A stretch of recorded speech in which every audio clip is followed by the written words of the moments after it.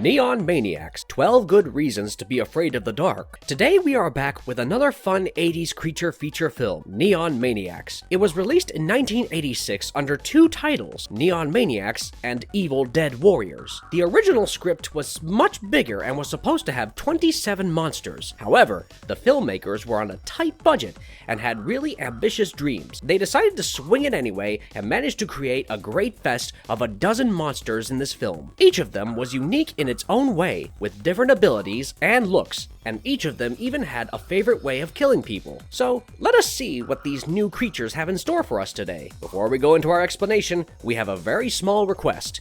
If you like our content, please support us by subscribing to our channel. This is a small click for you, but for us, it means a lot. Thank you. Let's begin.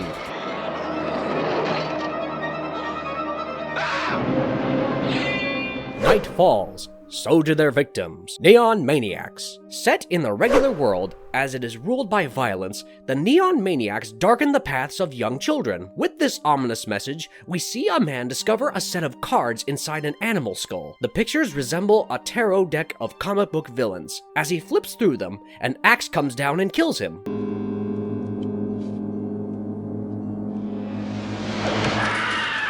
The pictures are of the Neon Maniacs, a dozen monsters who live under the Golden Gate Bridge. We see a bunch of teenagers hanging out in a van and going to get some beer. Nice. We're talking beer, not champagne. They drink beer at Tracy Park when they are attacked by the monsters. These teenagers and their deaths make up the most part of the storyline. They are seen being killed by different monsters using different techniques.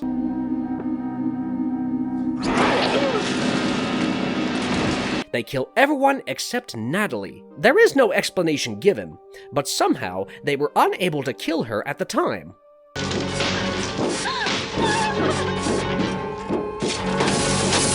She is saved by the appearance of two police officers, so they come after her later that night. She stays alone in a big house. So, of course, after an adventurous night of murder and interrogation by the police, she decides to take a relaxing swim. One of the monsters tries to catch her before she jumps into the pool, but to no avail. He then disappears as she swims. I thought that he would jump in the water, considering how desperate he was to kill him, but I guess it was his bedtime instead. Meanwhile, Paula, a young girl in Natalie's school, is a horror movie addict with an actual bedtime. You can see a number of masks and posters of various horror movies displayed in her room. She is highly fascinated by horror movie characters and the supernatural. So, like an inquisitive horror fan, she goes up to Natalie to ask her about that night. However, Natalie doesn't want to talk about it. Excuse me, are you Natalie Lawrence? Yes. Could I talk to you? She's tired of not being believed by the police and the parents of the kids who died. I'm Donna, Raymond's sister. What the hell was that bullshit you had at the police? She tells Paula to go away, so Paula takes things into her own hands. She goes exploring Tracy Park to find any clues. You can see the amount of excitement on her face when she sees the goo on the ground. She is the first person to find out how to kill the maniacs. While she is searching for them, she comes across a few dead pigeons. Before she can go inside the gate to find more evidence, a police officer shows up and asks her to leave. She quickly goes back home and sneaks out again. When her parents leave for the night, she has an inkling that there is something hiding there. When she reaches the location, she sees the maniacs exiting from the gate. One of the maniacs falls into a puddle of water, and his hand turns into goo. She sees all this and captures it all on her camera. However, they do not show up on the tape. Later that night, one of the maniacs comes to find her and kill her, but she manages to defeat him. She tries using a crucifix, which doesn't work, and then water. Water works like a charm, and the monster suddenly turns into goo. On the other hand, Natalie and Steven have been having an adventure of their own. They meet again when Steven comes to deliver groceries to her house. Hi. Hi.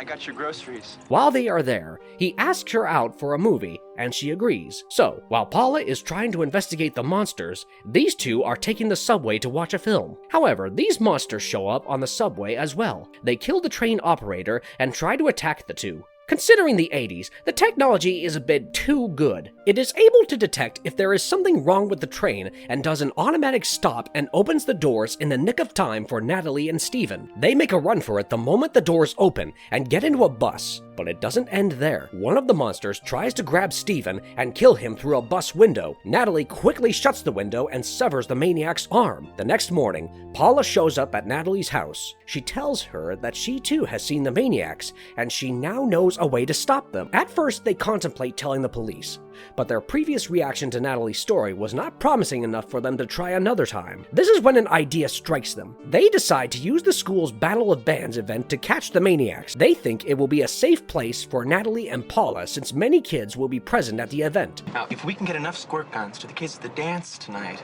It'd be the safest place to be. But they forget that these monsters are pure killing machines. If they cared about consequences and being caught, they would have become serial killers. Natalie is still skeptical about being at the event, but both Steven and Paula reassure her with their water gun. As predicted, the monsters enter the school. They ensure chaos and create mass destruction. Meanwhile, Paula and Steven use different water sources to attack them and disintegrate as many of them as possible. Later, the three of them tell the detective that the monsters live under the Golden Gate Bridge and can be killed using water, but he doesn't believe them. However, he does go with them and check if the maniacs are actually living under the Golden Gate Bridge, but they aren't able to find anything and return home. But the detective still has his doubt about it and goes to confirm it once more. This time, however, he decides that it is a good idea to go alone, and lo and behold, a monster appears from a portal of sorts and eats the detective. The maniacs travel to Earth via a gateway that is on the back of an old truck inside a storage facility at the foot of the Golden Gate Bridge in San Francisco. However, this bit is never mentioned in the movie. The movie ends on this note without concluding or giving closure on what happened to the children who died or the police officers.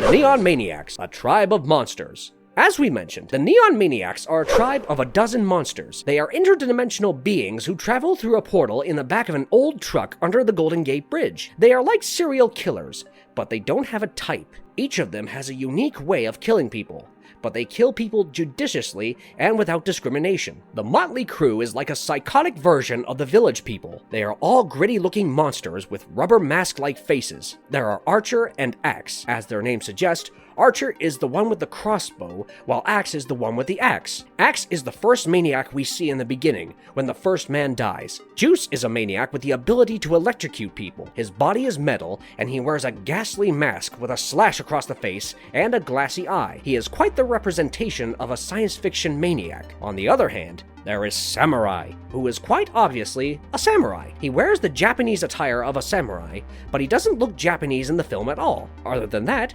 there is Punk Rider, Decapitator, Soldier, and a zombie surgeon called Doc, who is seen ripping a heart out from a ribcage of a security guard. We see Hangman as well, who is the same monster whose hand Natalie chopped off using the window of the bus. These are the few monsters that are recognizable and who get as much screen time as possible. These monsters aren't elaborated on, and neither are they given individual time due to budget constraints. In fact, some of the monsters are credited to 2 different performers. This happened because the shooting of the movie shut down for 3 months due to budgetary constraints. When they started reshooting, the same actors were not available. Oddest thing about these monsters is that while they turn into goo when they come in contact with water, they still choose to teleport using a portal that is near a source of constant seawater.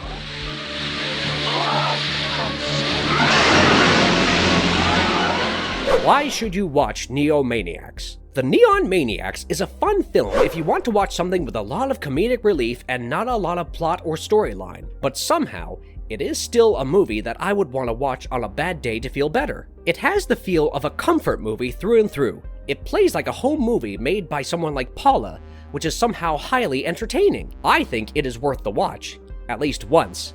Some people even want to see a sequel, so why not give it a try once?